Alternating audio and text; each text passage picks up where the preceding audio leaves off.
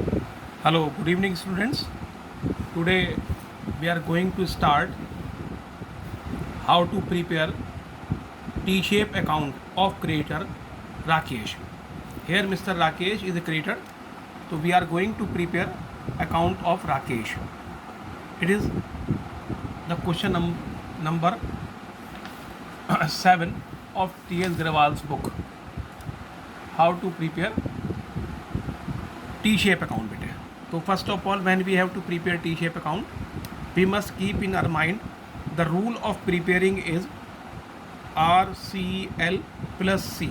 R for revenue, C for capital, L for liabilities. If they are increasing, that must be credited. If they are decreasing, that must be debited बेटे. So is a creditor is liability, so we have to apply this rule. If it will increase, we will write on the credit side. If it will decrease, we will write on the debit side. Columns are particular rupiah, particular and rupiah. These are the columns which we have to make. It's very simple. If creditor will increase, we will write on the credit side. If creditor will decrease, we will write on the debit side. First is goods purchased from Rakesh. We have purchased goods from Rakesh. When we purchase the goods from Rakesh, our creditor will increase.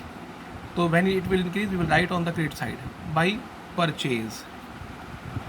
Amount is 50,000 rupiah. Next is बेटा जी goods return to Rakesh. Rakesh को goods लौटा दिया बेटा हमने. जब राकेश को goods लौटाएंगे तो हमारे कैसे क्या हो जाएंगे बेटे, घट जाएंगे. मुझे 50,000 रुपये देने थे राकेश के, अब मैंने उसे 5,000 गुड्स लौटा दिया है, तो मेरे 5,000 कम हो जाएंगे. तो 2 में लिख देंगे बेटा हम इसे. 2 परचेज रिटर्न 5,000 रुपया.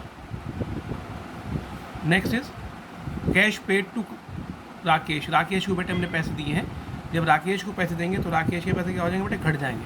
राकेश को पैसे दिए तो राकेश के पैसे क्या हो जाएंगे बेटे, घट जाएंगे. 50 का मैंने परचेज़ किया था तो 50,000 मुझे देने थे. 5 मैंने वापस कर दिए तो मुझे 45 देने हैं.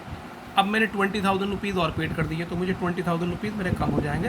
क्रेडिट घटेंगे तो डेबिट में लिखा जाएगा 20,000 रुपीज़ से. Next is goods purchase from Rakesh. Rakesh से बेटे हमने और गुड्स परचेज कर लिया 10,000 का. जब हम परचेज करेंगे तो राकेश फिर बढ़ जाएगा बेटे, क्रेडिट बढ़ जाएगा हमारे. तो बाई में आ जाएगा बाई परचेज और ये है 10,000 रुपीज़ का. अब हम इसका टोटल करेंगे दोनों साइड का. जो साइड बड़ी होगी वो दोनों साइड तरफ लिख दी जाएगी. You see that the total of credit side is bigger. Total of credit side is 60,000 and on debit side we see total of debit side is 25,000. तो credit side is bigger. We will write this 60,000 rupees on credit side and the same will be written on the debit side. यही credit में लिखेंगे बेटा जी और यही debit में लिखेंगे. Now from 60,000 we will deduct this 25,000. तो remaining is balance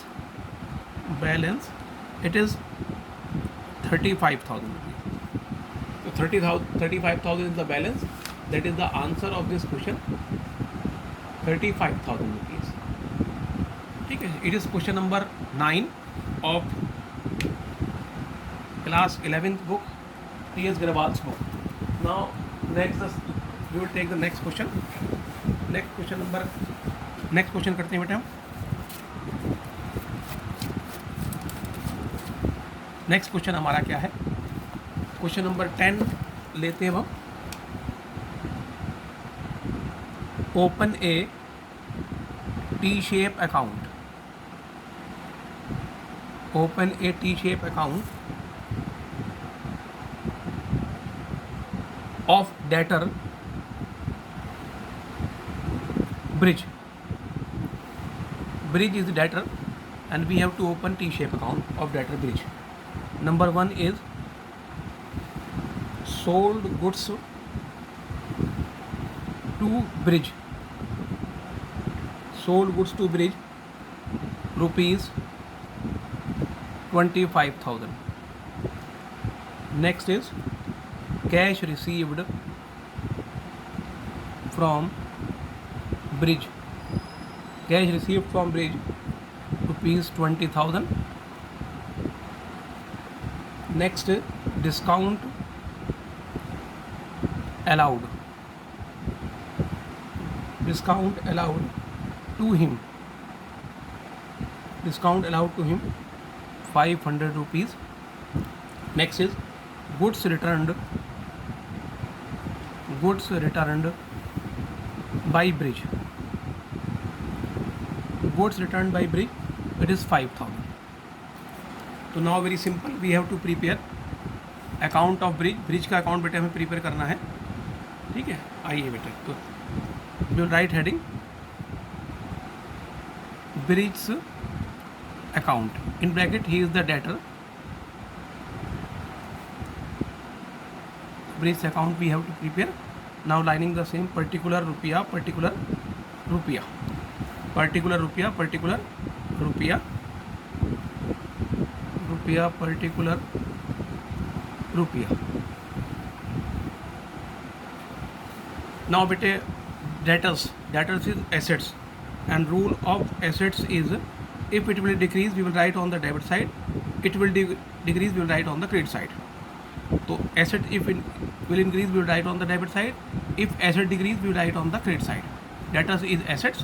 number 1 is sold goods to Brij, Brij को बेटे हमने माल बेचा, जब ब्रिज को बेचेंगे हम तो हमारे डेटर्स बढ़ जाएंगे घट जाएंगे, हमारे डेटर्स बढ़ जाएंगे, तो we will write on the debit side to sales 25,000. Next cash receive from Brij, Brij से पैसे मिले, जब ब्रिज से पैसे मिलेंगे तो पहले मुझे 25 लेने थे ब्रिज से, 10 has been given by Brij, 10 Brij ने दे दिए मुझे, तो मेरे डेटर्स क्या हो जाएंगे बेटे, घट जाएंगे, घट जाएंगे तो बेटे हम क्रेडिट में लिखेंगे by cash 10,000 rupees. Next discount allowed by him, discount allowed कर दी ब्रिज ने, जब डिस्काउंट अलाउड होगी, ब्रिज को डिस्काउंट देंगे हम, छूट देंगे, तो अब हमें उससे कम पैसे लेने, 25 लेने थे, 10 दे दिए, 15 बचे, 500 की मैंने डिस्काउंट दे दी, तो डिस्काउंट से मेरे और कम हो जाएंगे बेटे, to discount 500 rupees. Next goods return by Brij, Brij ने कहा सर ये गुड्स अच्छे नहीं लग रहा, इसमें कुछ कमी है, सैंपल के अकॉर्डिंग नहीं है, तो उसने मुझे 5,000 का गुड्स रिटर्न कर दिया. जब मुझे गुड्स रिटर्न कर दिया बेटे, तो डेटर्स क्या हो जाएंगे, अब मुझे उससे और कम पैसे लेने पड़ेंगे, क्योंकि जितना सामान वापस आ गया वो तो माइनस हो जाएगा.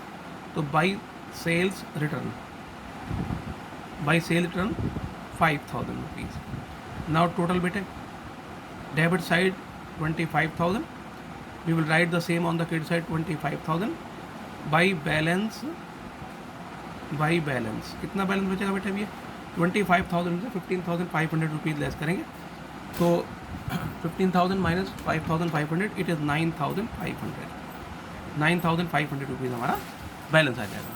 तो these are the two question.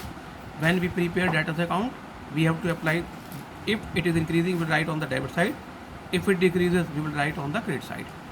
If we are preparing liabilities account, so if it will increase we will write on the credit side, if it will decrease we will write on the debit side. As in last question we prepared creditors account, it was liability, so its rule was if it was increasing so we had written on the credit side, when it was decreasing we had written on the debit side.